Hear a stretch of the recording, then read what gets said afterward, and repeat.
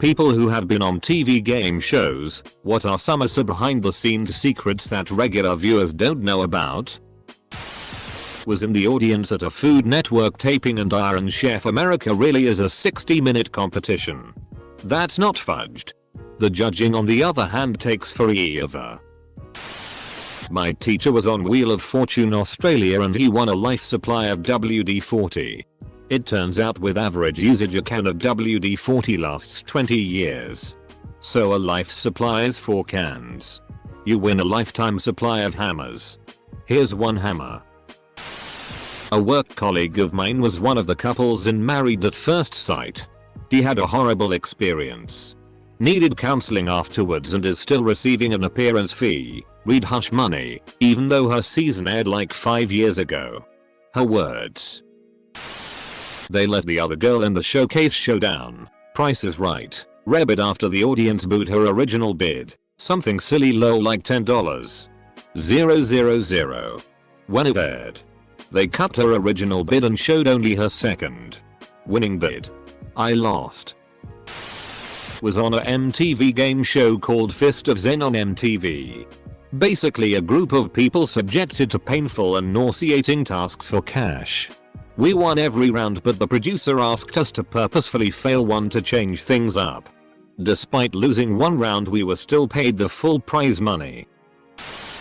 I was on Wheel of Fortune. You have to get there at 5 AM where you draw straws with other contestants to decide when you will film. They film the entire week of episodes in one day. Sajak is incredibly friendly and interacted with us on every break. I was on Cash Cab. You can't just hail a cab in New York, which turns out to be the Cash Cab. There is a vetting process. But you don't know you are going to be on the show, so the reaction is genuine. Also, there is a lot of awkward silence time while he is listening to the producer in his ear. There is a cameraman riding shotgun unseen on TV. The money he gives is prop money for TV. They mail you a check after the show airs. Ben Bailey was genuinely a nice guy. I was in the audience at The Price is Right. You wait like 4+ hours just to get into the taping. They come by and give you a short interview to see if you are a good prospect to make it to contestant row. I was with a group of 4 and none of us made it. The studio audience is significantly smaller than it appears on TV. Drew Carey told jokes between filming. The set is tiny. The wheel is tiny. No secrets to reveal except that they must use some serious lenses and angles to make it appear bigger. It was a long day, but it was a cool experience. My wife got a tattoo on a tattoo competition show. They gave her headphones to wear while she was being tattooed. But she wasn't allowed to actually plug them in and listen to music.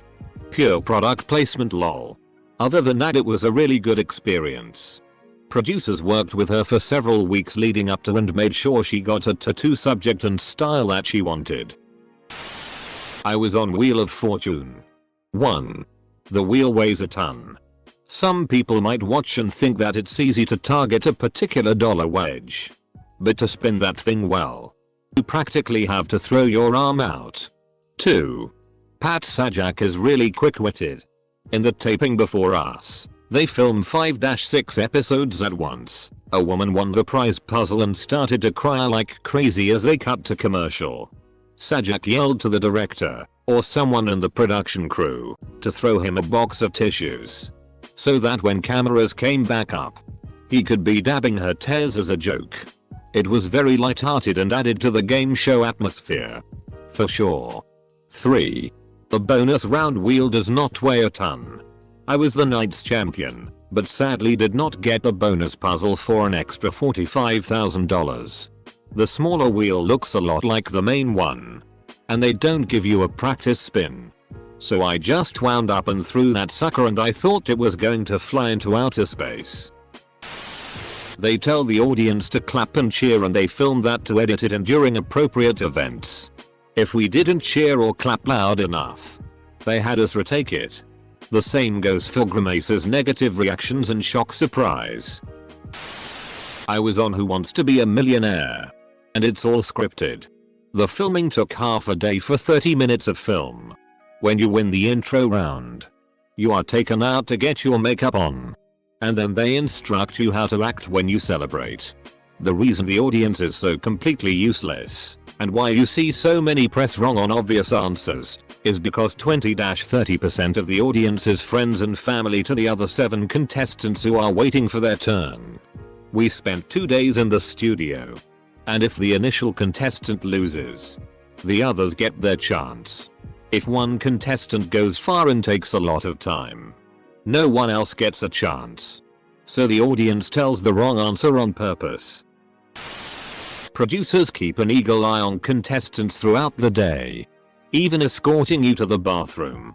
This is because of the quiz show scandals of the 1950s. And because the whole week tapes in a day, you have to bring 4 changes of clothes with you. All in solid colors so the patterns don't bleed on camera. This was the 80s. It hasn't. Patterned clothing, especially checks and small stripes, still causes moire effects on screen.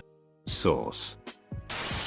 Had a teacher in middle school who won full carpeting for a house on The Price is Right when he was in grad school. He did not own a home in grad school. He also said you could see which games were coming up in line off on the side. And literally everyone was trying to hold out winning the first game for Plinko lol. Edit. When I was a kid I went to family game show with my uncle. The theme of the show was animal life.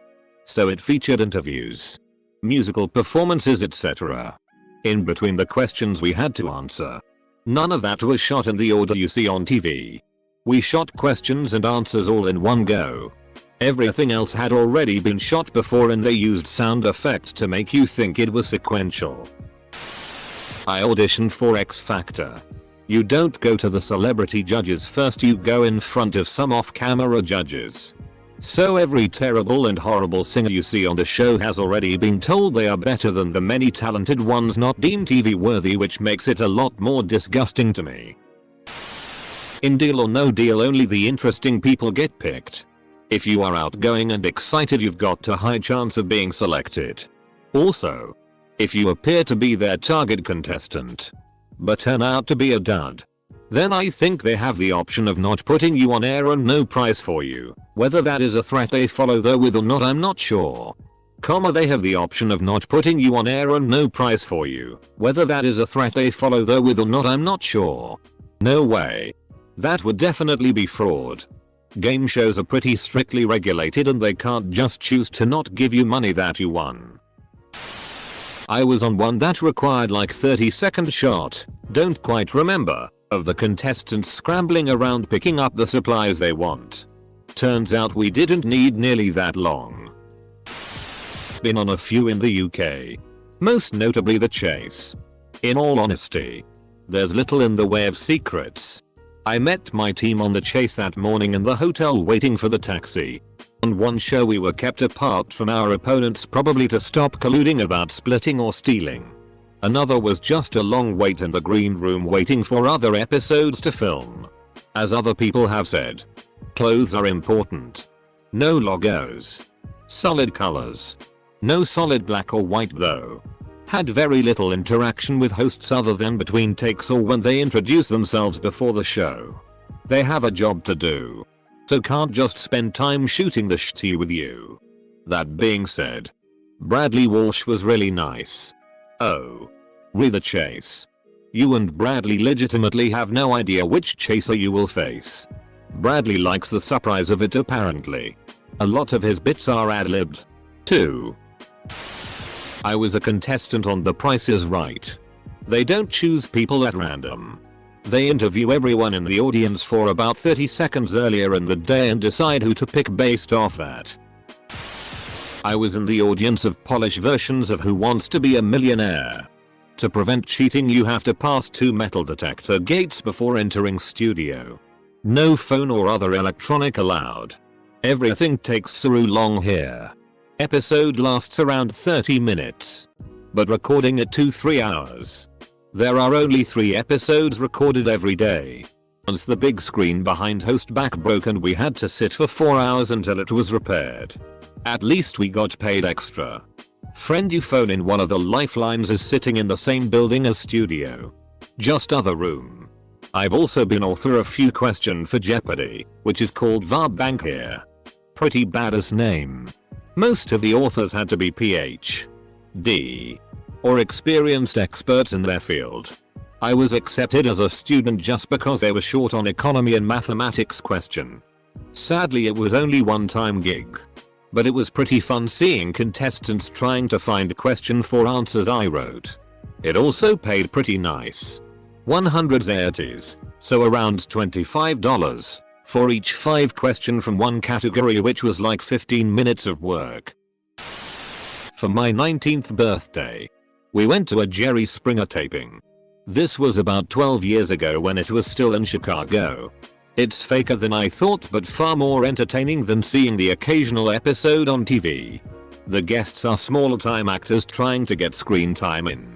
One was actually an eloquent British woman, but her character was supposed to be a gutter dyke. Not sure that would fly nowadays. Most of what's filmed is never used and you also get tired from non-stop clapping. However, during breaks they show live marionette sex scenes and also give beads to women if they go topless. These are audience members. You're also encouraged to antagonize the actors on stage with one-liners. I was part of the paid audience for American Ninja Warrior. I was actually with a vegetarian group that collected the money earned for charity. So that was cool. What wasn't cool was getting downtown at midnight. For there to be hundreds of bats flying around and a 2-hour delay. We were only allowed to wear certain colors. No logos. And yeah, they did take the audience cheering booing to edit and later. Which was honestly a good thing because at around 3 AM, most of the audience started leaving. The stands were empty, so they had us moving down the course as they filmed to make it look more full. Haha. I got to meet a couple of the warriors. We all were on TV. And we nabbed a sign from the set. Overall was fun. Not really a game show, but I was an audience member with my class for America's Funniest Videos. They literally had empty plate cups at some tables and a light up sign telling us when to laugh. Sometimes they would even move audience members depending on how well they laugh. Not me, but my uncle's friend went on Big Brother this year and was a completely different person. They made him the villain of the show, which is completely different to him in real life. He's actually a really nice footy bloke. Jeopardy and Wheel of Fortune both film at Sony Pictures. When I interned there, I got to go watch a Jeopardy taping on 2 separate occasions. During commercial breaks, Alex Trebek walks out into the audience and asks if anyone has any questions for him. He's really funny and I got to ask him a few.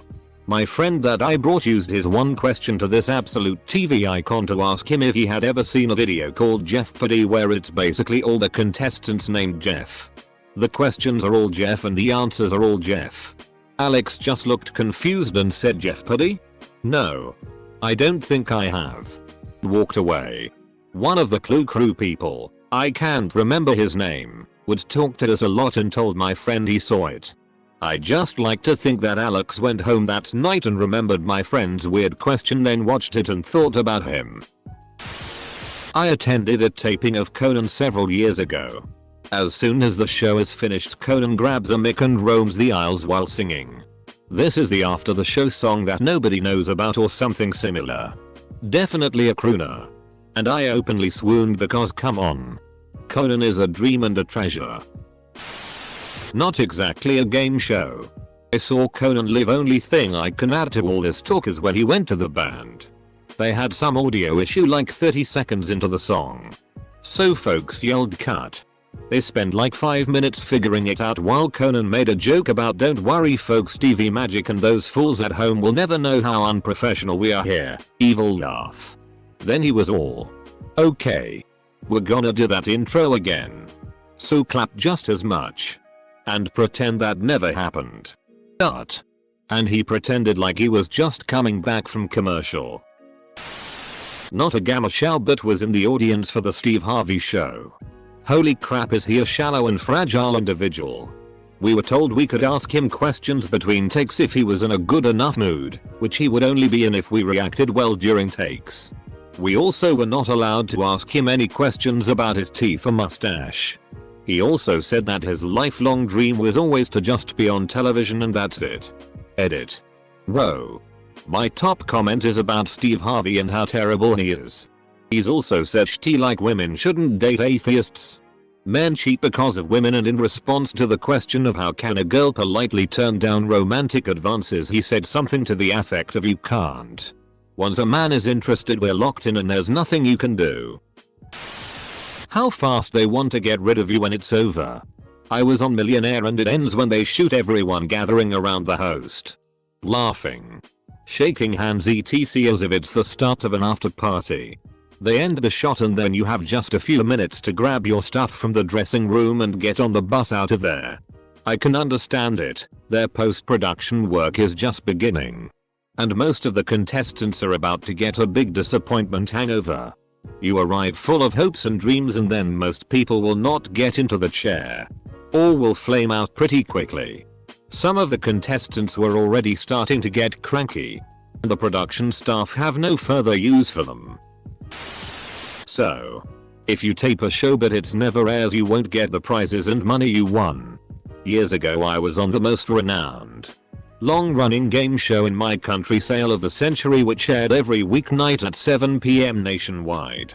I got on the show and won fancy golf clubs and $10K prize money. Safe, right? My show was scheduled to air about 2 months later on Wednesday, the 12th of September, 2001. 24 hours earlier all regular programming was suspended. And my show was cancelled, but I was saved because another contestant was a carryover champ, and for continuity, they had to air it at some point, which they did. Highly irregularly.